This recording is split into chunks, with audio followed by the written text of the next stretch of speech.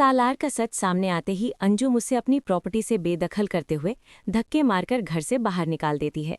उसी वक्त अरुष्मा भी उससे अपने सारे रिश्ते तोड़ते हुए डिवोर्स लेकर अपनी माम के घर चली जाती है। लेकिन बॉस सालार फौरन नूर से बदला लेने के लिए मारिया के पास पहुंच जाता है, क्योंकि अब सिर्फ मारिया ही थी जो उसकी मदद कर सकती थी। उधर अंजुम नूर को लेकर जुल्फिकार के घर पहुंच जाती है। जुल्फिकार नूर को माफ तो नहीं करता, लेकिन उसे अपने घर में रहने की इजाजत दे देता है। इसके बाद जैसे ही जुल्फिकार ऑफिस जाता है, वहां मारिया आ जाती है और उस पर डोरे डालने लगती है। वो कहती है, तुम्हें मुझसे शादी करनी होगी और उस नूर को तलाक देना होगा। लेकिन जुल्फिकार उसे सीधा मना कर देता है। उसी वक्त जुल्फिकार को उसकी मुलाजिमा इरम की कॉल आती है। सर, नूर बीवी की तबीयत बहुत खराब हो गई है, प्लीज जल्दी घर आ जाइए। जुल्फिकार फौरन घर पहुंचता है और नूर को इस हालत में देखकर शॉक हो जाता है। नूर गुस्से में जुल्फिकार पर चिल्लाने लगती है, तुमने मेरी बहन हूर का कत्ल किया है। ये सुनते ही जुल्फिकार एक पल के लिए जम जाता है, और जब उसे पता चलता है कि हूर नूर की जुड़वा बहन थी, तो वो और भी ज्यादा हैरान रह जाता है। तभी नूर बेहोश हो जाती है और जुल्फिकार उसे फौरन अस्पताल ले जाता है। अस्पताल में डॉक्टर जुल्फिकार को बताती है, कंग्रेचुलेशंस, आपकी बीवी प्रेग्नेंट है। ये सुनते ही जुल्फिकार खुश हो जाता है। लेकिन बॉस, उसी वक्त एक और बड़ा ट्विस्ट सामने आता है। जुल्फिकार को उसकी पुलिस ऑफिसर दोस्त की कॉल आती है।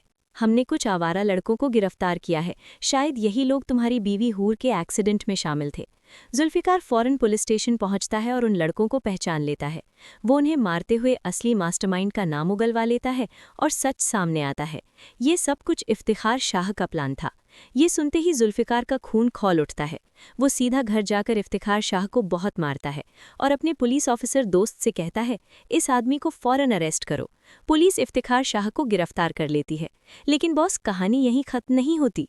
उसी वक्त जुल्फिकार को पता चलता है कि मारिया और सालार ने मिलकर नूर को अस्पताल से किडनैप करवा लिया है।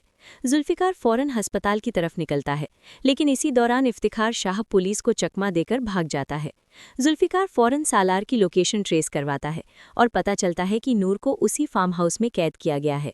जुल्फिकार पुलिस फोर्स के साथ फार्म हाउस पहुंचता है और नूर को बिल्कुल सेफ वापस ले आता है। लेकिन घर लौटते ही एक और शॉक मिलता है। जुल्फिकार को मालूम होता है कि नूर की पहले वाली फेक प्रेगनेंसी रिपोर्ट भी उसके घटिया बाप इफ्तिखार शाह ने ही बनवाई थी।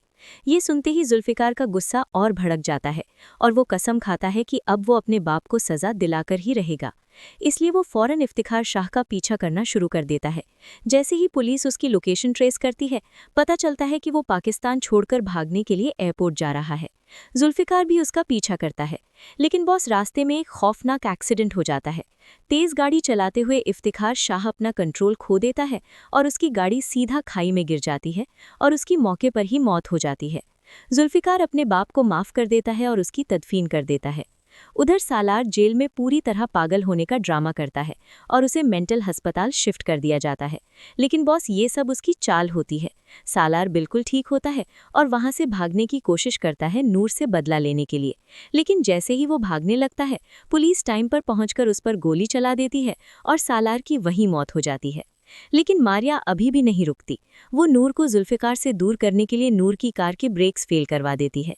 लेकिन बॉस, जुल्फिकार का ड्राइवर उसे देख लेता है और फौरन पुलिस को इन्फॉर्म करके मारिया को अरेस्ट करवा देता है। इसके बाद जुल्फिकार नूर का बहुत ख्याल रखता है और फाइनली 1 साल बाद हमें दोनों का एक बहुत ही क्यूट सा बेबी देखने को मिलता है। दोस्तों, इसी तरह इस ड्रामा सीरियल की एक परफेक्ट हैप्पी एंडिंग होती है। पर याद रहे, ये सिर्फ हमारी प्रिडिक्शन है, गलत भी हो सकती है, जो सिर्फ एंटरटेनमेंट पर्पस के लिए बनाई गई है।